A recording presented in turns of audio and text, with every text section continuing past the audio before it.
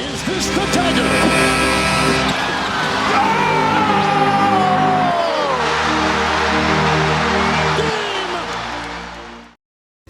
G'day guys, JB here, and we are 24 hours away from the opening of the 2022-23 NBA season. It's been a very active off-season here with some player movements, with some contract changes, with the CBA changes, and with what looks to be some extremely phenomenal draft picks heading into this season. A season that very well could be like no other.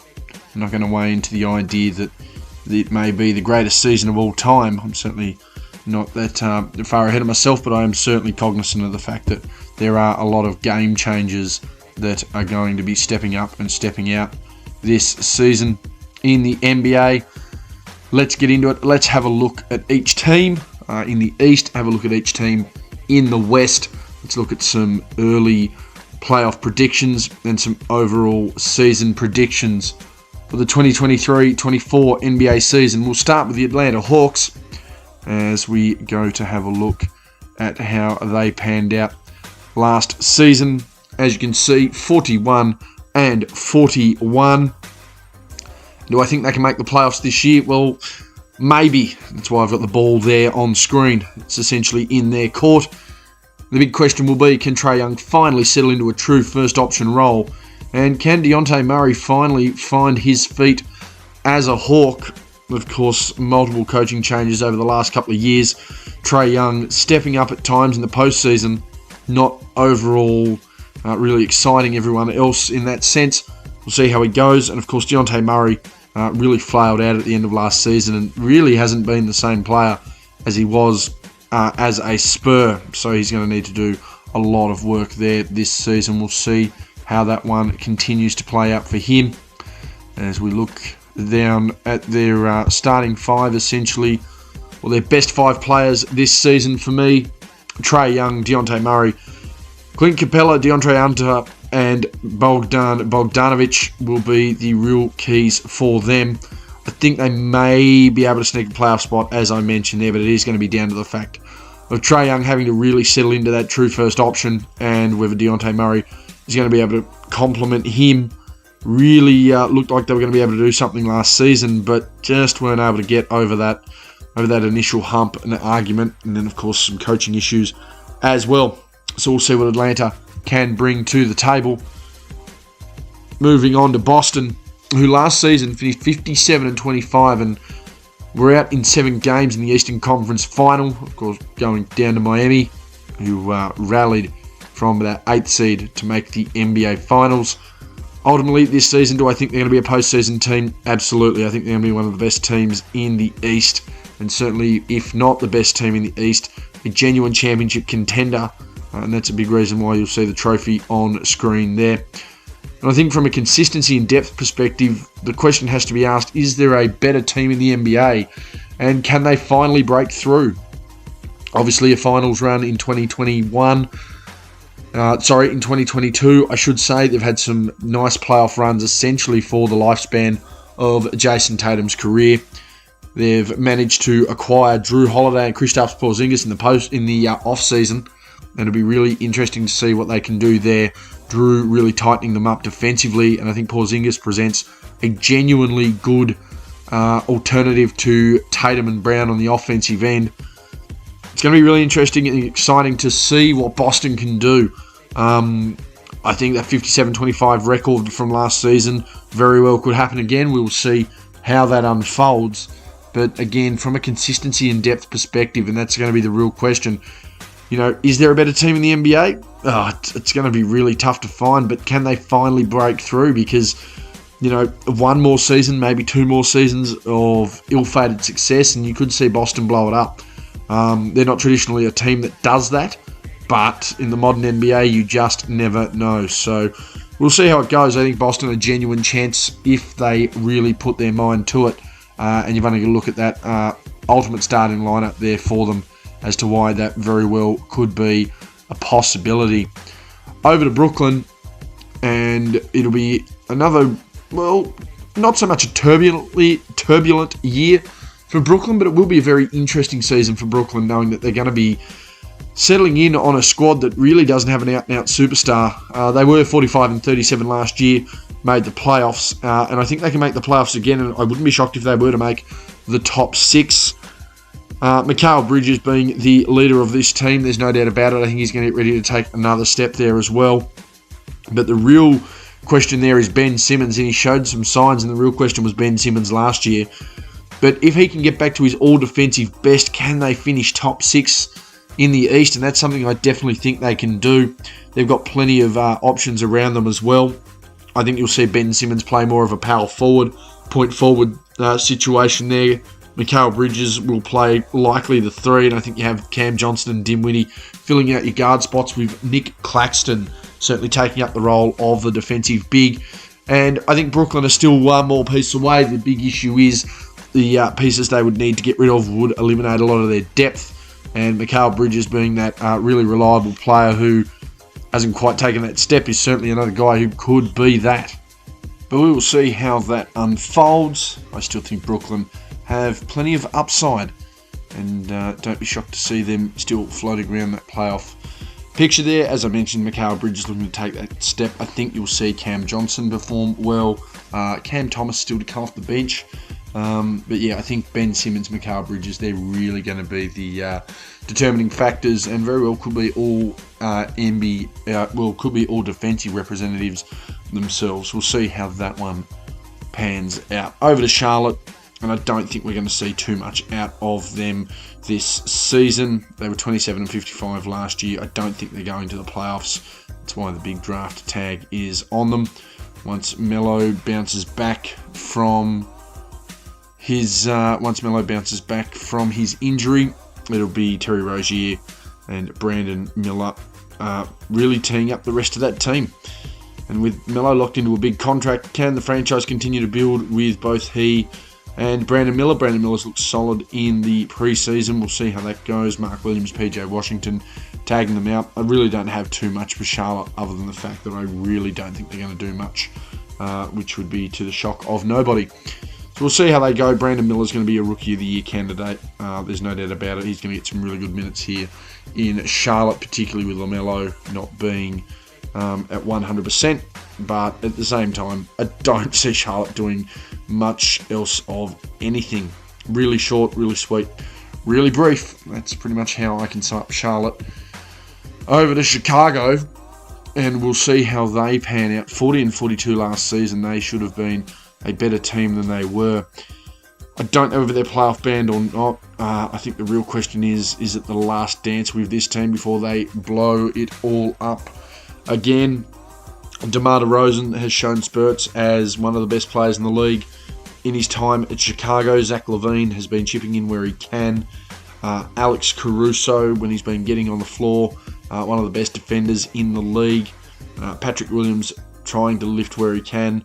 And Nikola Vucevic has just been that consistent double-double guy that we've known him to be for the better part of a decade now. But for Chicago, it is just a matter of needing to make a run. If they're not a top 6 team this season, and if they aren't a playoff team, then there is a lot of building that is going to go on for Chicago, and it's going to get harder, particularly with DeRozan, who is well into his 30s now. Zach LaVine is 10 years in, so it's going to be interesting to see what they do there. Vucevic, the same, he'll be well into his 30s. Strange team, strange setup. They just haven't been able to capitalise, and it's purely because they just haven't been the team they needed to be. Is it the last dance for them? I don't know. It's pretty much just a fitting tagline. Whether they go to the playoffs is another question. So a nice, warm, hot Chicago, the way they play, can look like one of the best teams in the league. You just don't see it very often anymore. Struggled to put more than 2 weeks of basketball together last season. And if they're going to do it again this year, just with how deep some teams are in the competition, they're not going to get very far. So we'll see how Chicago continues to play out there for the year. For Cleveland, they were 51-31 last year. They made a nice rallying run, and then were outplayed by the Knicks in the postseason. I think they'll be playoff bound again. And as mentioned, last year had a bit of growth, had a bit of development. Donovan Mitchell had a sensational year. his best individual season for my liking for his career. But with a year behind them as a roster, what will the team look to change in order to make the second round of the playoffs? It's going to be really tough in Cleveland for them to do that. It's going to be really tough in the East for them to do that. And have a really nice squad, don't get me wrong. Darius Garland, Donovan Mitchell, Chris Levert, Evan Mobley, Jarrett Allen.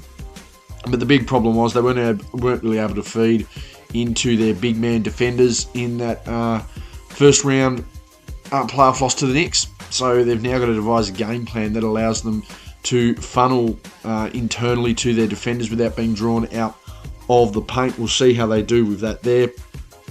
Donovan Mitchell's been playing really, really well as a Cavalier. I don't think anyone's going to question that. A genuine top 5 shooting guard in the league, as we've mentioned. But it's that whether they can take that next step as a team there that really should have been in the second round last year. Should have outplayed the Knicks, weren't able to do it. New York obviously getting through to that second round. That really needs to be the key there. Aiming for the second round of the playoffs. They've got a team that can do it. And again, all of a sudden get a couple of pieces that really have a bit more value in the trade market or a bit more value in free agency. And you can really start to build this roster once again. But they had their best season without LeBron since Sean Kemp and Terrell Brandon in 1998 last season. So they've got a really good base to build on, and we'll see what the Cavaliers can do. The health of Mitchell will be key. The health of Mobley will be key. And Darius Garland, obviously playing to that, borderline all-star level, also key for their success as well. I think they'll make the playoffs. Pretty clear for me that I think Cleveland is a top 6 team in the East. Over to Detroit. And it's really simple. They're not doing much. They're not doing much of anything, to be fair. I don't think they'll make the playoffs. They went 17-65 last season.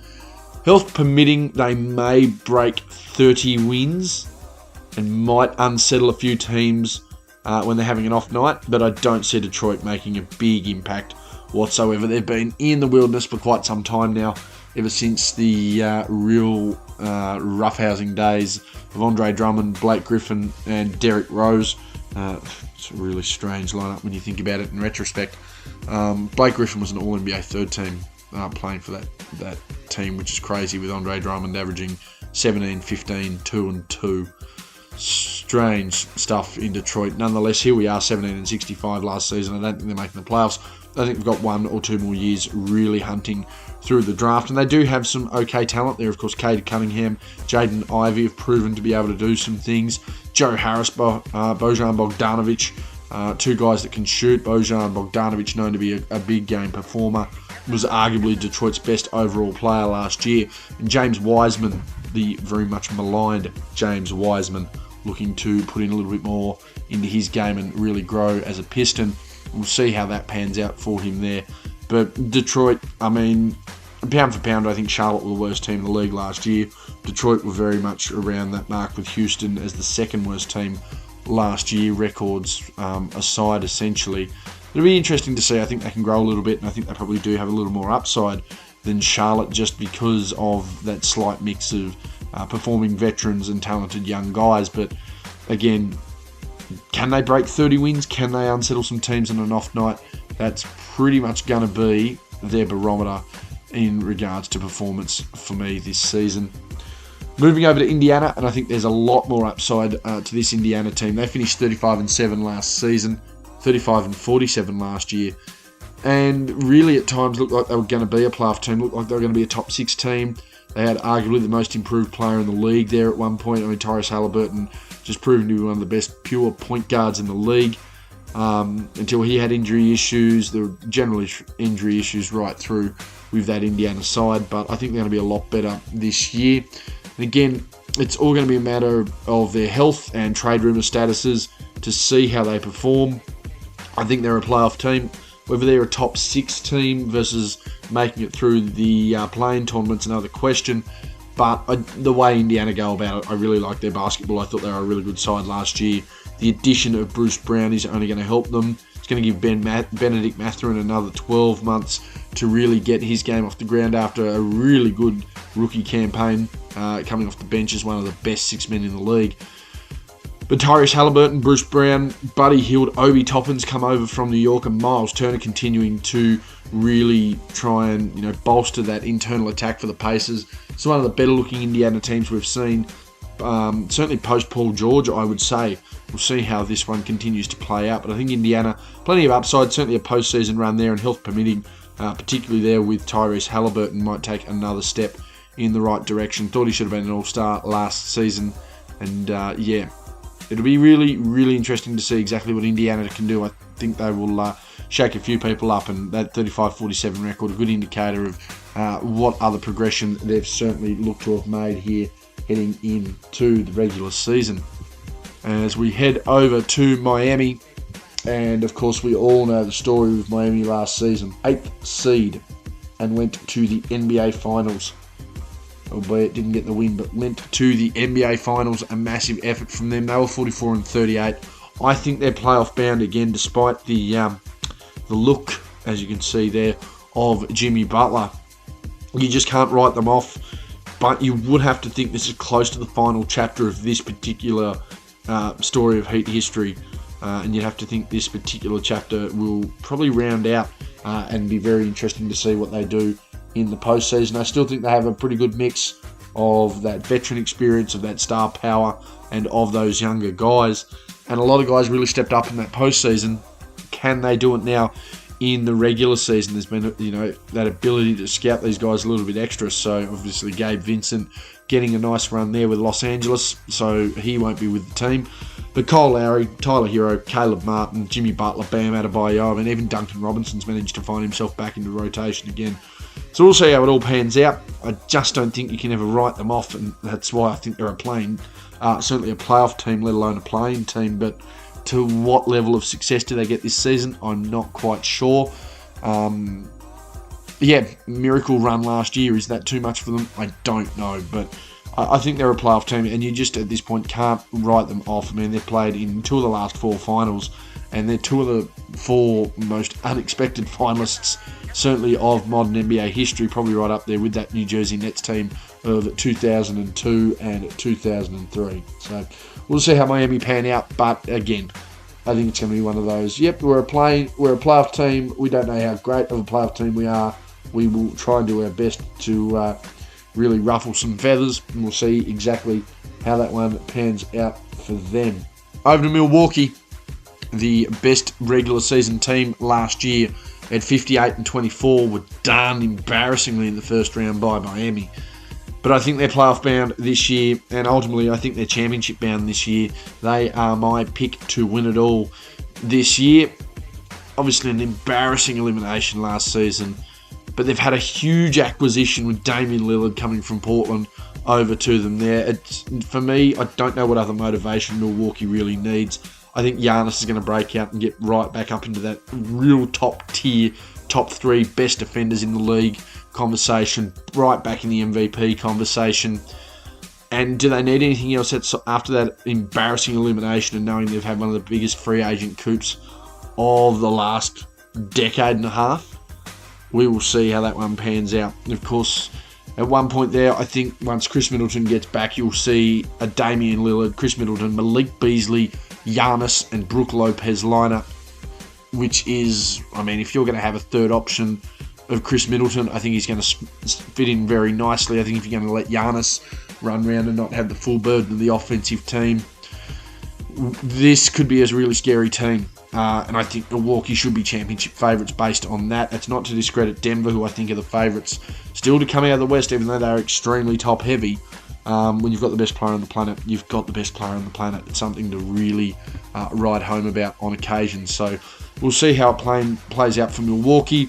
But I think they're going to have extra motivation off that embarrassing playoff loss. And I think they're going to do a lot with Damian Lillard. And, of course, when Chris Middleton comes back into the team. So I don't think it's a matter of questioning if they'll make the playoffs. I think it's a matter of where they finish in the playoffs. And my gut feeling tells me that number 1 spot may have their name all over it. Speaking of all over it, that is the New York Knicks, who very, very well could have a major free agent acquisition, trade acquisition, or even an off-season acquisition by the start of the 24-25 season. But we'll see how that one pans out when it turns up. New York last season, 47-35. I think they'll be playoff bound again this year. The question is, though, is anyone actually playing for their Knicks career? I mean, they've got a lot of salary cap there that they can use if someone like a Joel Embiid decides in Philadelphia that he's had enough and wants greener pastures. But you're probably going to have to risk someone there. And I mean, I'm looking at Jalen Brunson, and I don't think he's going anywhere. He was the real captain and catalyst for New York last season. RJ Barrett showed a lot of upside there on the perimeter. So you're probably not going to turn him down. Is there enough consistency in Julius Randle to keep him about? I don't know. I think him and Emmanuel Quickley are probably the two of those 5 New York players on screen there that are going to have to do as much work as possible to stay. Mitchell Robinson just being a general defensive big is something that most teams aren't going to get rid of. But then again, you could very well see Emmanuel Quickley, Julius Randle and Mitchell Robinson traded for someone like a Joel Embiid. Who knows? We'll see what's going on there. I think Brunson and Barrett have clearly established themselves. I think Randle needs to get his consistency down. If he can do that, then all of a sudden New York look like a different team, particularly as a second-round team last year. But we'll see how that one continues to pan out for them. It could be good. It could be bad. We'll see how things work there. But Jalen Brunson, RJ Barrett generally speaking, seem to be the safe guys there. Again, plenty of suggestion. They'll look to invest in another superstar. Who's playing for the career, I don't know, but if I'm Emmanuel Quickley, Julius Randle and Mitchell Robinson, I'm certainly trying to prove a point that you do not need to move me on from the team. Over to Orlando, and this was an Orlando team that flew home after a 5-20 start last year. They were 5-20 and then went 29 and 28 after that to finish the season. So they were a 500 plus team. Better than a lot of teams actually who finished the overall year. They may be playoff bound. Are Orlando going to do what OKC did and have that style of approach where we've got some good draft stocks, we've got some good young guys. Let's not rush it now. We've got plenty of time to do this. Do they take a chance towards the playoffs? I don't know, but I think they're going to be another one of those teams that if you run into them, you better bring your best basketball, because even the best teams on the planet aren't going to necessarily have their way with the Orlando Magic. Of course, Jalen Suggs, Cole Anthony, Franz Wagner, Paolo Banchero, and of course, Jonathan Isaac will be back with this squad as well. There's plenty to like about this team. Isaac, one of the best defenders when he's going in the league. Banchero, clearly the best rookie last season there. Suggs and Anthony with plenty of upside. Wagner showing plenty of upside as well. This is a team that I wouldn't be wanting to go down to Orlando and play them. That's a very good young athletic team, and they've showed plenty of upside, as I mentioned. What happens this year, I don't know. Do they take a bit of a sophomore slump? There is a chance. But I wouldn't be too worried. If I'm an Orlando fan, I'm feeling pretty confident about the way my team is sitting, where they're sitting, how they're playing, how things are going for them, because I really think they can continue to push towards that. They've got 34 wins there after an extremely slow start. I mean, this team could have been 44 wins last year. There's no reason they can't break 40 this year. Everything permitting, I would like to see it. I just don't know whether they're a playoff team. So we'll see how the season unfolds, but I still think there's plenty to like as an upside there for Orlando. Over to Philadelphia, they were 54-28 last year, and they were dismal in their second round elimination. I think they're playoff bound again, there's no doubt about it. Of course, the interesting one there, looking at their lineup as it stands, James Harden there, he won't be there. I don't know whether he's going to be there in November. By the time I upload this video, he may have been traded. It's going to be really interesting to see what's going on.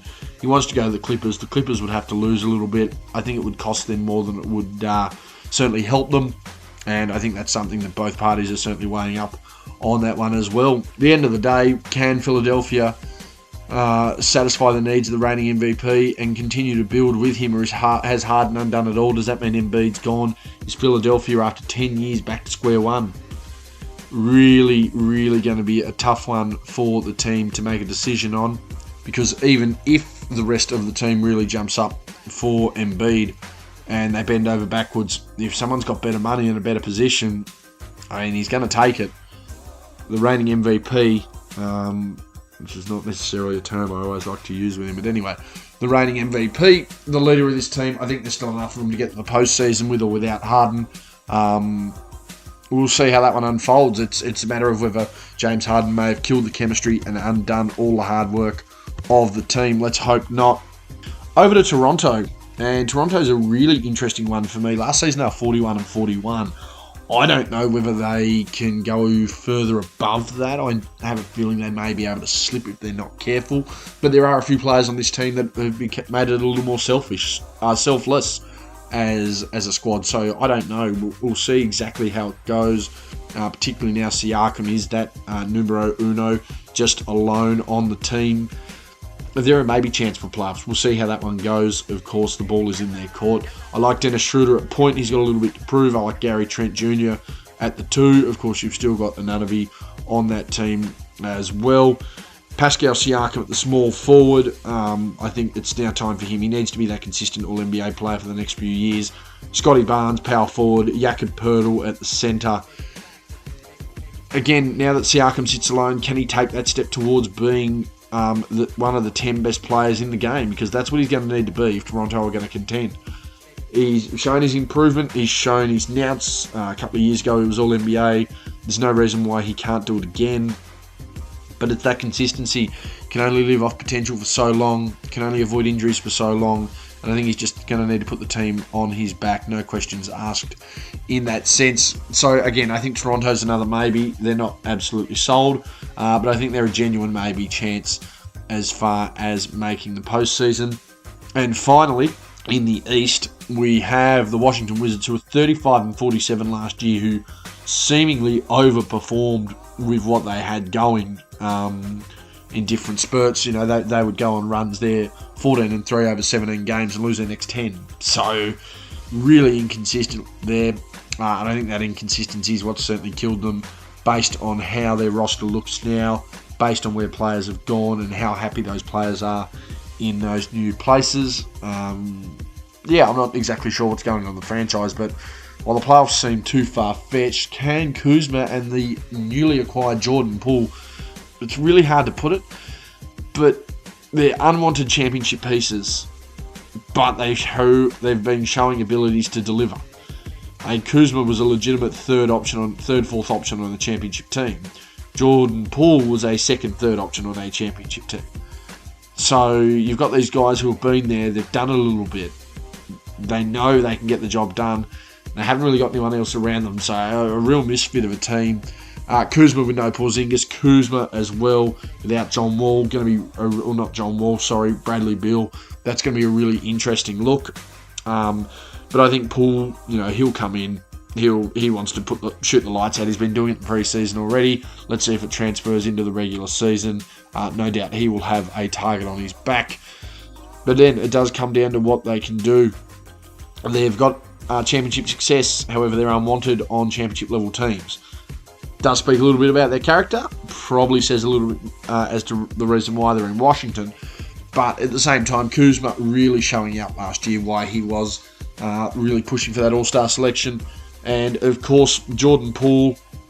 We all know that he left Golden State, but we'll see whether he can bounce back and really try and reassert himself there in Washington, just to try and re-establish who he is as a player and what he can do.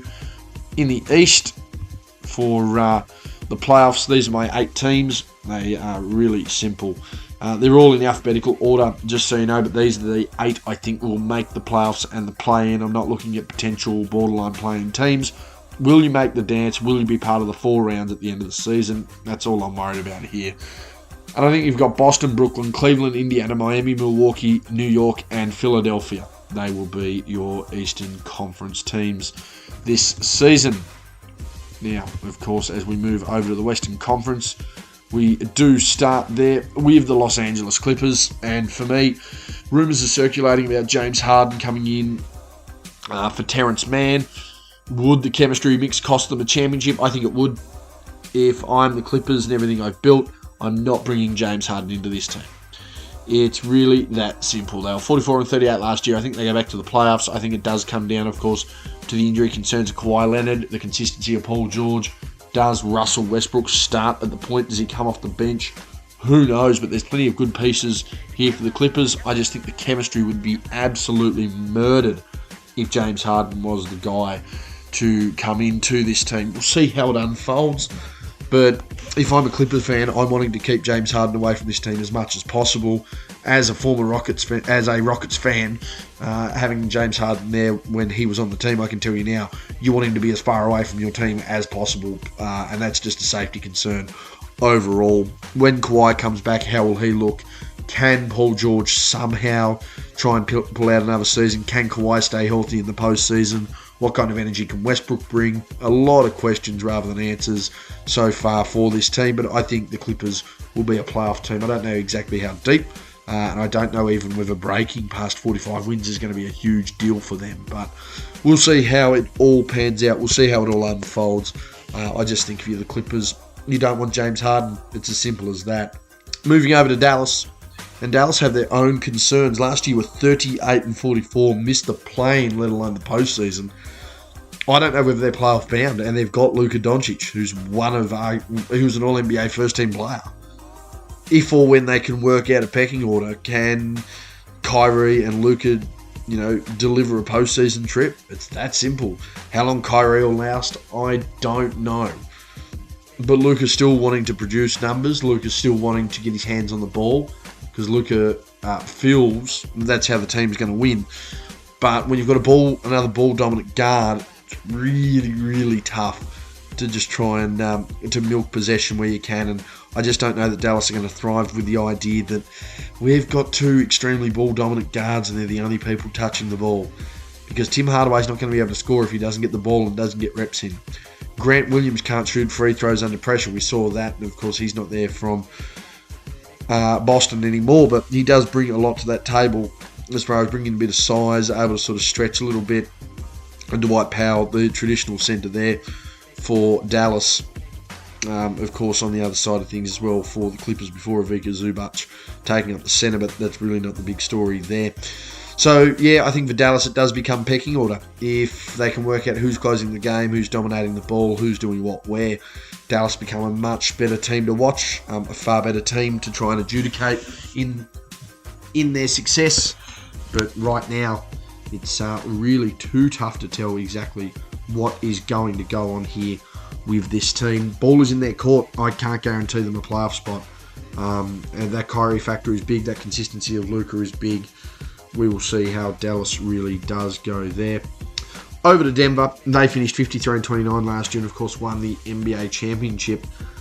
The only question I really have is, are they a too top-heavier lineup? Nikola Jokic can play with anyone, so it doesn't necessarily matter. But if your championship core is just, so top-heavy and your reserves aren't that strong, you're getting extended minutes. You're getting those extended minutes going into the postseason. You're already tired. It's a really long regular season. So unless players are, really equipped for that, to play those long minutes with a top-heavy team, we know Mike Malone only likes to run limited rotations. It'll be interesting to see. But at the end of the day, you've got the reigning Finals MVP, a back-to-back league MVP, and one of the best offensive centers the league's ever seen, and a point center. So let's have a look and see what Denver can do. I think they are pretty top-heavy, but there's no reason they can't compete.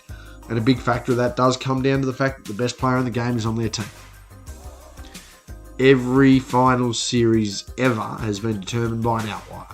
Jokic, by all means, is an extreme outlier in this circumstance there. So we'll see what Denver can do as we continue our way through to Golden State, who were 44-38. They were bounced in the second round of the playoffs against the Lakers last year.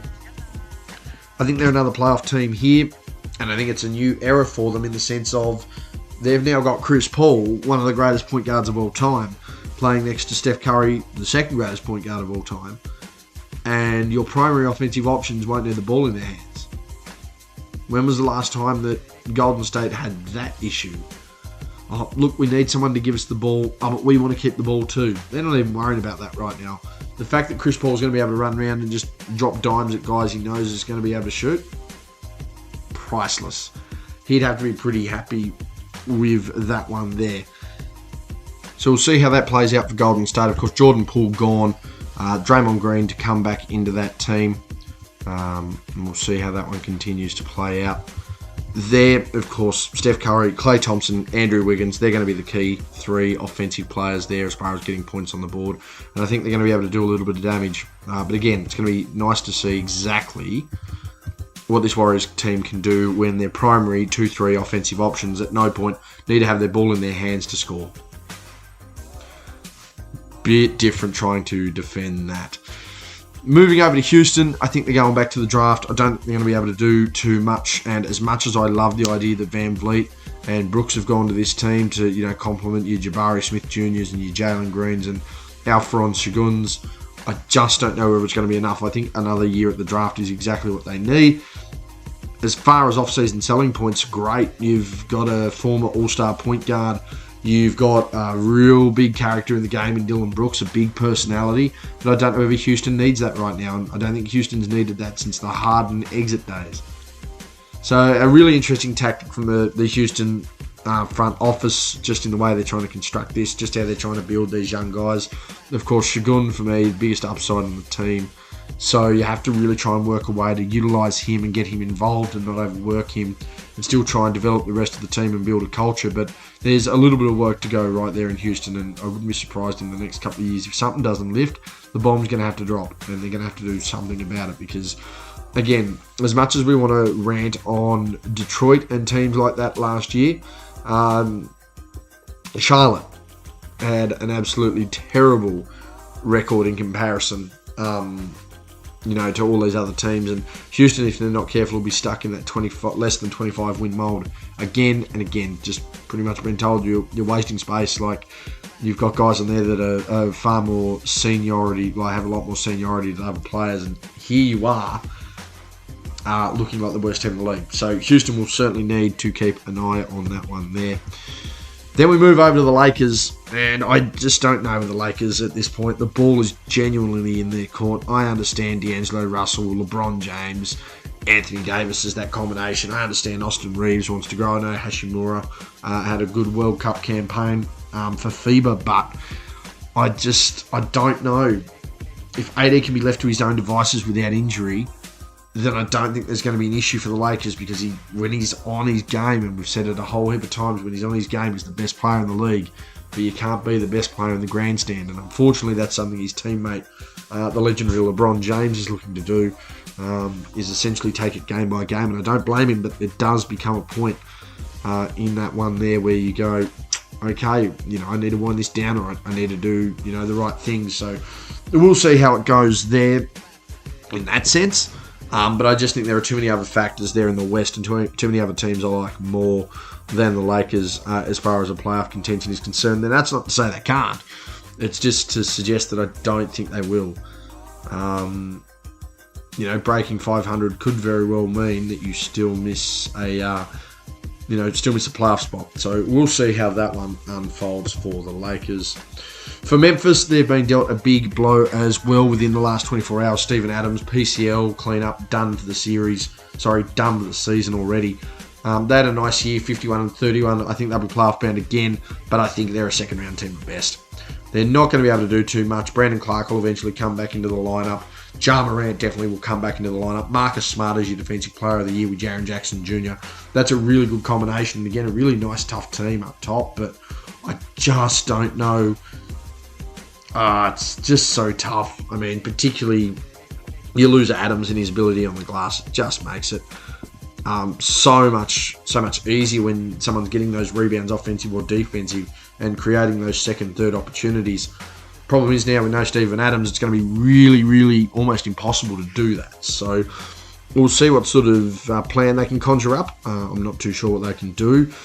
Ja Morant's obviously going to add to the team here, and I think if you're going to have Smart, Morant, Bain, Clark, and Jaren Jackson Jr., it's one of the best starting lineups. Certainly young lineups, but certainly one of the best starting lineups in the league. I just don't know how or what that translates to when Ja comes in, because it seems to be that off-court culture of the team that isn't very positive. And when you've got guys there trying to help and they're not willing to listen or they're not willing to encourage, it just it creates a really weird dynamic. So we'll see how they go. They're still a maturing team. They've probably got another couple of years till we really need to look at them and make a decision. But I think they're playoff bound again. I don't know whether 51 wins is going to be possible, but I do think that they are playoff bound again, despite the fact that Adams is done for the year, so there'll be no offensive rebounds happening for him.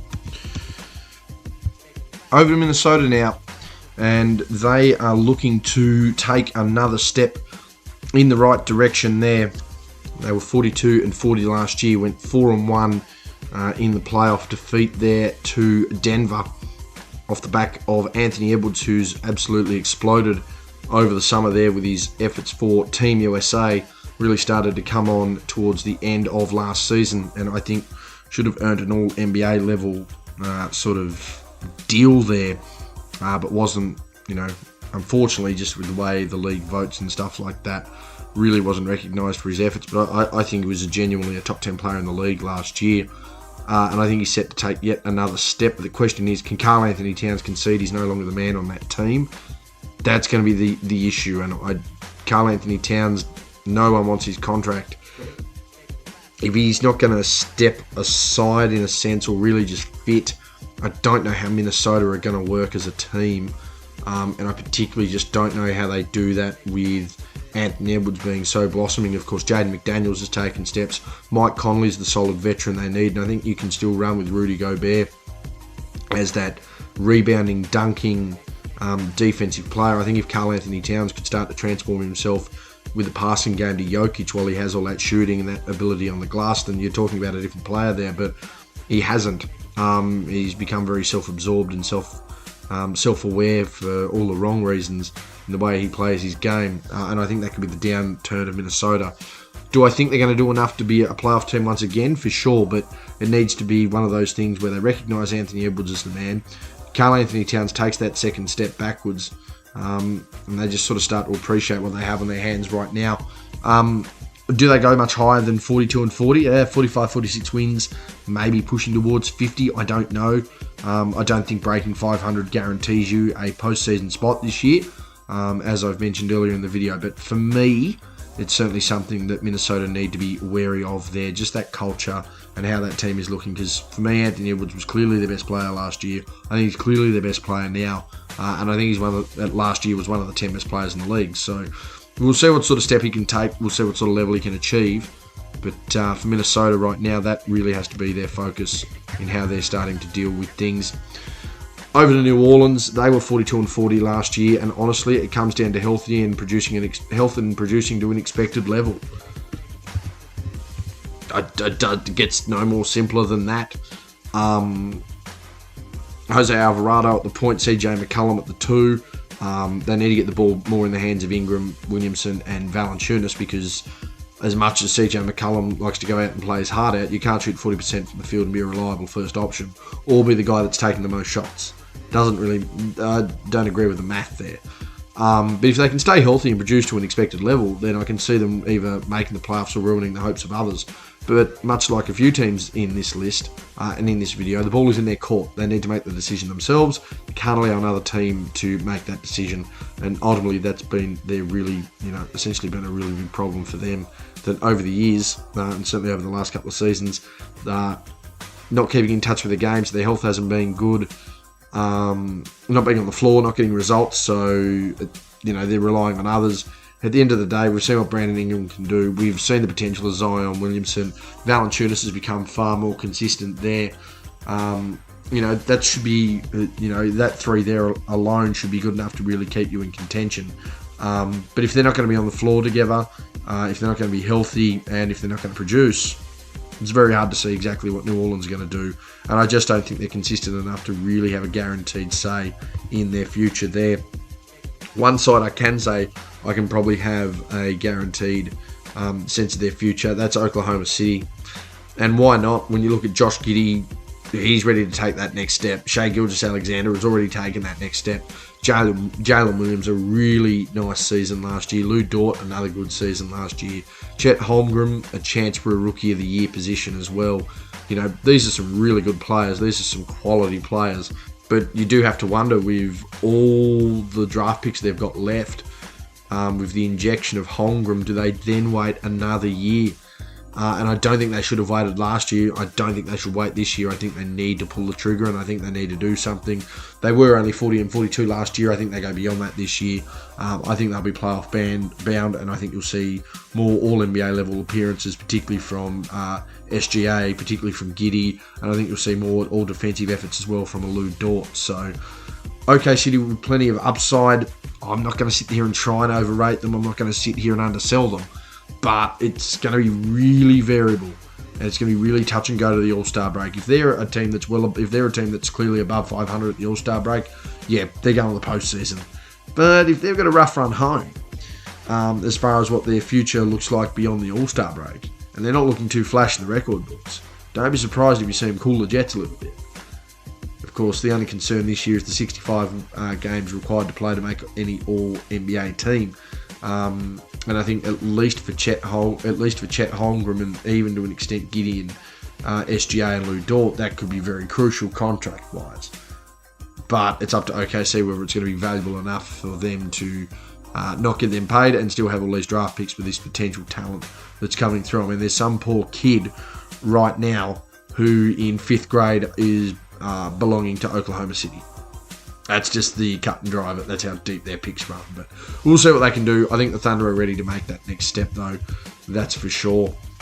Speaking of making that next step, though, they'll have to contend with this team here. The Phoenix Suns, they were 45 and 37 after an injury-rattled and a turbulent movement amongst their team last year. I think there's no doubt that that'll improve. There's no doubt they'll go to the playoffs. The problem is there going to be enough possessions to share amongst their offensively minded players? And will their defense stand up when it matters the most? Devin Booker's not a great defender. Bradley Beal's not a great defender. Kevin Durant can be a willing defender, but Nurkic not a great defender. Damian Lee can be a willing defender. You know, thankfully, Booker, Beal, and Durant don't require the ball in their hands all the time. And I think with someone like Nurkic, you could potentially see him play a Jokic role, that point center role where, okay, gets a few points here, but also gets a lot of boards, also does a lot of distributing. And I think that's going to have to be his role on this team here. And I think Damian Lee is going to have to be that crucial lockdown defender for the team. I think they get into the playoffs, there's no doubt about it. This is a team with 50 wins, but you've also got to remember, Kevin Durant's been in this league a long time now. Like, we're talking Kevin Durant is in year, 18? Year 17, year 18? It's quite a lot of years, a lot of miles on the body for someone who's had a few breakdowns as well. So it depends on what sort of level we've got left for Kevin Durant too. But yeah, I think ultimately it's going to come down to, do they have enough possessions to share? Do they have enough defense to stand up in the moments that matter? And can they stay healthy? Other than that, Phoenix ticking a lot of boxes, specifically on the offensive side of the ball. I'd be very interested to see what they can do. But I think the key as well is Nurkic. As much as we talk about Beal being in the team, we also talk about the combination of Booker and Durant, who had massive offensive nights in the playoffs last year. I think it's going to come down to Nurkic and what kind of role you can really get him in to an offense there that's got three genuine off-ball elite level scorers in Beal, Booker and Durant. We'll see what goes on there. Over to Portland, they were 33 and 49 last year. I don't see them being much better than that this year, but I do see them being very much like Orlando in that you do not want to play them at home, and you do not want to play them if you're having a rough run or you need a win for, that extra security in the postseason. Because I very much think this Portland team is a team that could upset that. And there's a few guys with chips on their shoulders as well. Reinforced front line, a reinforced perimeter. Could they shock the West? I don't know. They're a team that I don't know what they're going to be able to do. 33 and 49 doesn't look like much, but when I'm looking at this team on paper, I'm thinking there's a good chance that 33 and 49 from last year could be beaten. I don't know whether they're playoff bound, but it's just something you have to consider as well. We'll see exactly how that goes there. Scoot Henderson, Anthony Simons leading the guard attack there. Jeremy Grant there at the 2. And then I think you have to run your 4 and 5 with Williams and Ayton. Doesn't create great space, but there's some guys that are ready to prove it. I think Robert Williams is one of the best defenders in the league. DeAndre Ayton, a big who, when he's able to get those possessions, can get some stuff done. Not that this is going to be the team for him to get possessions and get stuff done, but a younger guy, motivated and athletic. Robert Williams, good defender. Scoot Henderson, motivated as well. Jeremy Grant, he's bounced around but found a nice little niche there in Portland. Him and Simons as a combination.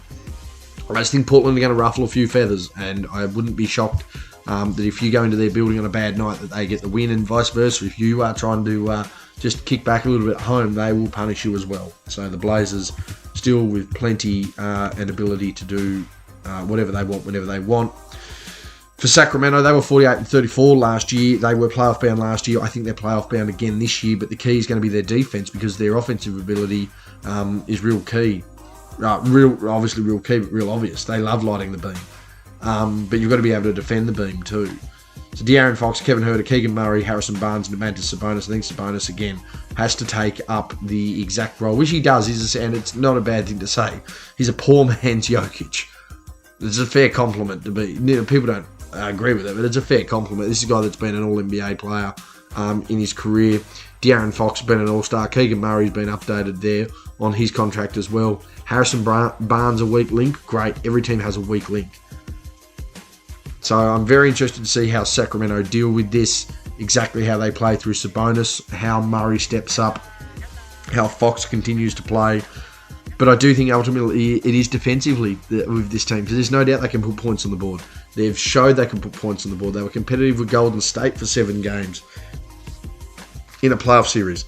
There's no reason why they can't compete and why they can't really prove it on that side of the ball. It's just the defense that needs to hold up. And if they can't do that, then, maybe they are a high-octane first-round team, or, just trying to push through to the second round and try and get some stuff done. But, I mean, they can build on 48 wins. There's no doubt about it. I think you could see them trying to crack the 50 mark as well. We'll see what they can do. I think Sabonis is going to be that key, though. Can he play that Jokic-style role, that point centre style role? I think he's as good a rebounder. If he chooses to pass, he can be certainly right up there. I think his scoring is not the same, but he's also got some good support there as well. So we'll see what Sacramento can do. I think they're going to be certainly another playoff team this season.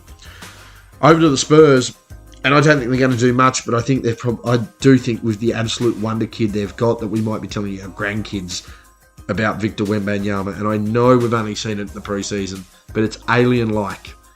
This is a guy who's 7'4", who looks like Giannis, who moves like Durant, who has the touch of a Jokic, has very good defensive instincts, helps at his size, but, I mean, what more can you say? They were 22-60 last year. I don't think they make the playoffs, but it would have to be, a 30-win turnaround almost for them to do that. The record for the Spurs is 36 wins with Duncan as a turnaround as a rookie. If the Spurs were to turn 37 games around, if the Spurs were to turn around by 37 games, they'd win 59. At that point, you'd have to consider Victor Wembanyama the best you'd have to consider him one of the best first-year players the league's seen, and you'd have to give him an MVP award. I just don't know whether that's going to happen. But it looks like he is going to be the generational talent that we all think. But how far do the Spurs go this year is the question. It's a lot of ask for a kid at 19, and he is a kid. That's one thing we seem to forget about. He is a kid, so we do need to consider that as well. I think they're going to be okay as a team eventually. I think they've probably got one more good draft run in them. But yeah, I think that guy on screen is going to just blow the world's mind when he really starts to put things together. But his body's got to hold up as well. Very rare that you see a 7'4" guy hold up injury-free throughout his career. So we'll see how that one continues to pan out as well. Of course, Cam Payne, Devin Vassell, Keldon Johnson, Jeremy Sohan, Victor Wembanyama, and of course Zach Collins has recently re-signed as well onto that team. And finally, in the West, we have the Utah Jazz, who are another side that, if injuries prevail and the freedom of the players is retained, can they bounce back and cause havoc? I don't mind their lineup. I don't mind the idea that if they run a best 5 of Sexton, Clarkson, Markkanen, Collins and Kessler, that they are going to be a very difficult team to play. 37-45, that should have been better than that last year, and I think it will be this year. Playoffs is another question, though. I just don't know whether they're one of the 8 best teams in the West. Now, they very well could be. They proved everyone wrong last year with the way they started the season, but I'm not going to hedge my bets. So we'll see how they pan out there. Again, I think John Collins is going to have a lot of freedom. I think Kessler takes that next step. Laurie Markman's already taken that step. Guys like Sexton can play. Clarkson proven to be a valuable commodity as well. It's a matter of those injuries prevailing, and the freedom to play their own game is retained. Because the second you start to curtail these guys and put them into a little box, I don't know. I just don't think it fits. So we'll see what happens there. But yeah, Utah, just another side I think that'll be able to rattle a lot of feathers, rustle a lot of feathers, so to speak. And yeah, I wouldn't want to be going to Utah if I was having a bad run, or I certainly wouldn't want Utah in my building if they were in form. That is the kind of team that they are. Of course, heading over to the West, we'll look at the predictions for the postseason there. The 8 teams I certainly have definitely making the playoffs. The others are maybes. Of course, a couple of things may or may not go right for these teams. But I think your 8 playoff teams in the West this year will be the Nuggets, the Warriors, the Clippers, the Grizzlies, the Timberwolves, the Thunder, the Suns, and the Kings. They are, for me, the definite 8 of the league there in the West. Of course, as we go through as well, not only do I have those individual playoff predictions, I also have the individual award predictions, which you can see here. And that'll all but wrap up this video for me. I think Milwaukee goes ahead and wins it all. I think Giannis will win the finals MVP out of that. I think Jokic probably gets the 3rd MVP after being disrespected last year, and particularly if Denver start, especially with that top-heavy lineup. If they're able to finish top 2 in the West again, you're going to see that conversation for Jokic come up. I think Giannis gets a lot more freedom now with Lillard on the team. That's going to be a scary spacing option. I think he becomes a better defender once again. A viable defensive player of the year candidate, as always. Rookie of the year, I think, was sewn up the second he was drafted, and that's not a slight at the media, but I'd be very shocked if Victor Wembanyama, if he plays enough games, isn't the Rookie of the year. I think Benedict Mathurin for the Pacers, if they're going to be successful, will step up, and I think he will be the 6th man of the year. Many people suggesting he might need 1 or 2 more seasons, but I just think he's already there. He was nearly the best 6th man in the league, just gone last year, and was arguably the 2nd best rookie of his own class. And on the other side of it, I think Jordan Poole, with that freedom now in Washington, is probably going to win that most important player. No, that's the MVP. The most improved player award. And that's going to be just through possession, but I think he's going to have a real chip on his shoulder. I think he's going to play really free. I think he's going to try and put a lot of points on the board. Would be the best way I'd put it. And really just try and, especially down in Washington, he's going to have a lot of freedom to do it. No one's going to be paying too much attention to the Wizards. So we'll see how that all goes there, but I think Poole certainly showing that potential to be the most improved player on that team, and certainly the most improved player in the league under those circumstances. That's my preview for the 2023-24 NBA season. It's going to be a really wild ride. We'll hope to get week-by-week analysis of the season as it goes, and hopefully you're tuning into all of the coverage that I can provide you there, and also checking out as much of the league as you can as well. Of course, the MVP race videos will be up at the end of each month, and I'll get my first one up at the end of November there. Okay, guys, that's been me with my preview for the 23-24 NBA season. I'm out.